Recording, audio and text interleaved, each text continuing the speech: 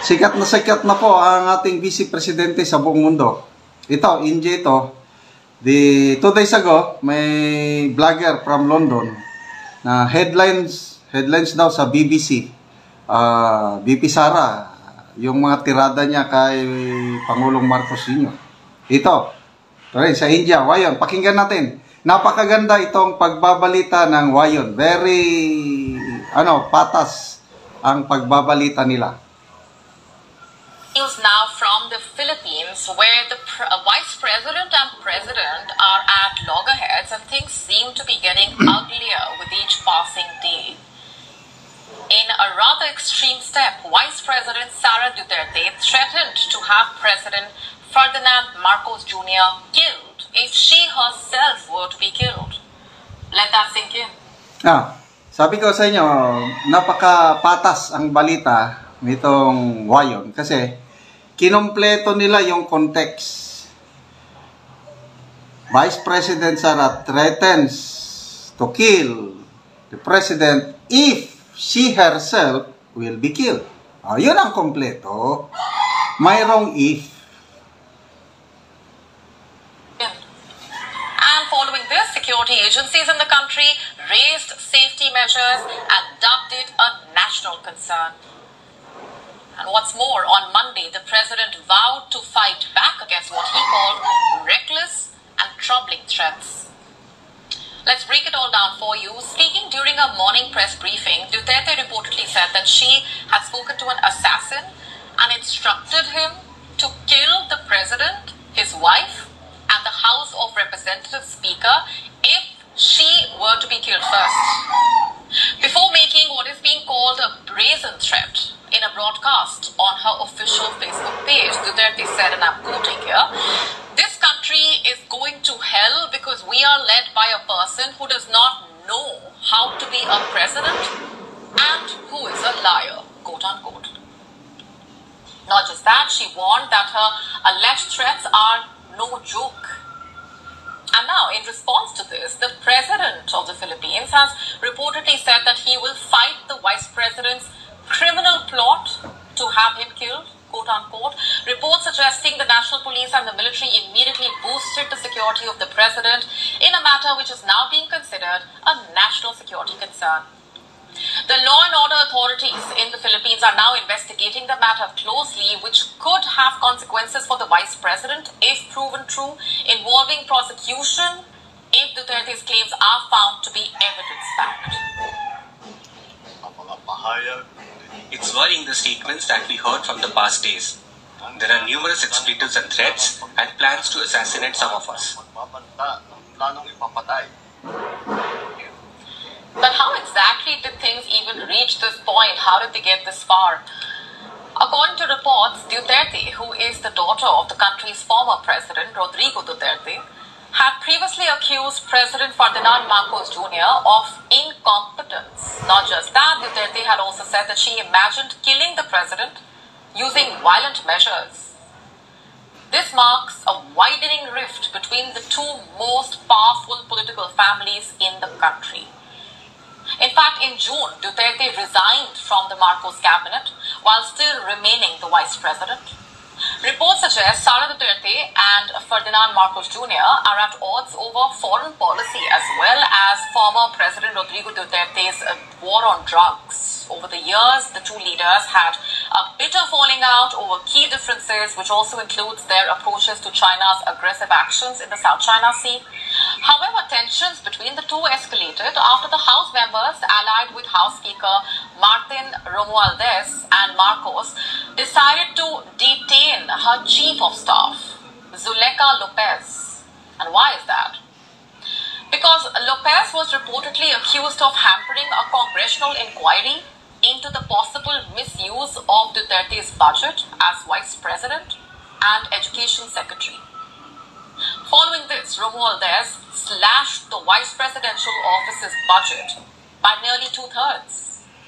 And the estranged vice president Duterte went all guns blazing, targeting Marcos, his wife, and the House Speaker reportedly. That's not all. Duterte even hinted at an unspecified plot allegedly made to kill her.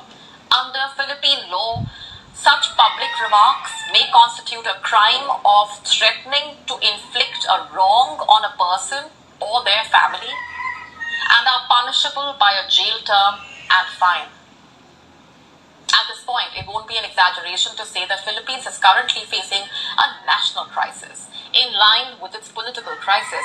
And now as the country is gearing up for midterm elections in May 2025, which is increasingly being seen as a litmus test for the president's popularity and a chance for him to consolidate power, what lies ahead for the people of the country is the question. To stay up to speed with the latest news, What lies ahead of the people of the Philippines? Yun ang tanong. So, the Philippines is in a crisis. Political crisis po tayo ngayon. Yun nga, laman tayo sa pahayagan, balita sa iba't ibang panig ng mundo. At negative po ang dating. So, sino ang talunan sa mga pangyayaring ito? Hindi po sila, itong mga political leaders natin. Ang kawawa dito ay ang taong nasa laylayan. Dahil itong mga pangyayaring ito, lalong magbibigay ng impression, ng image sa buong bansa na magulo tayo. Sa mga global crime index, ano pa yung mga world report, number 1 ng Pilipinas na pinaka-risky, magulo, tapos dadagdagan pa ng ganitong balita, ay lalong atras yung mga investor. O ang ating presidente ngayon, nandun sa United Arab Emirates.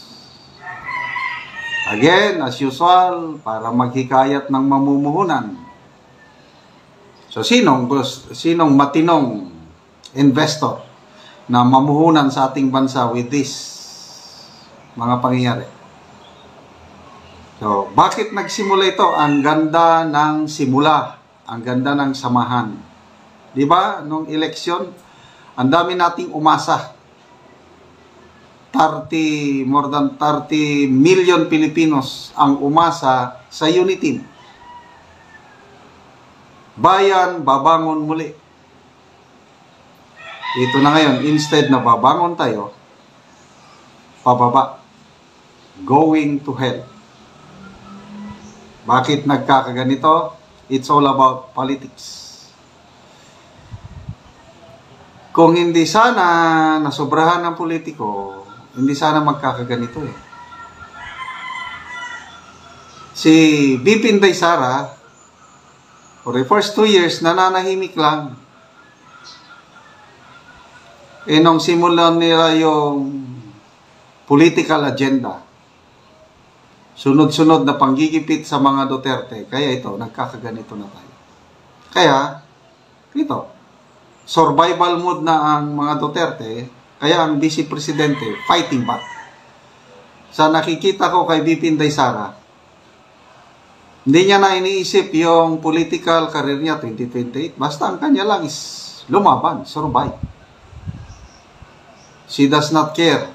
Kasi kung gusto pa niyang magpresidente, bakit hintayin pa niya ng 2020? Pwede man siyang manalo ng 2022. O sino bang malakas na